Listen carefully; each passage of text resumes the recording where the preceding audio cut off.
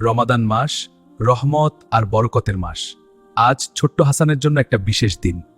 তার বয়স মাত্র ৬ বছর। আজ সে প্রথমবার পুরো নামাজ পড়বে মসজিদে। হাসান, তুমি খুব সুন্দর লাগছো। হ্যাঁ আব্বা। এবার আয়নায় দেখ সবকিছু ঠিক আছে কিনা। হ্যাঁ, সব ঠিক আছে। আমি কি পারবো? অবশ্যই পারবে। আল্লাহ তোমার চেষ্টা দেখছেন।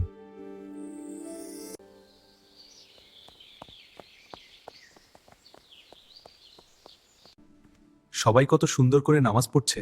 হ্যাঁ, খুব সুন্দর। প্রথমে দাঁড়ানো, এবার রুকু করো, সেজদায় যাও।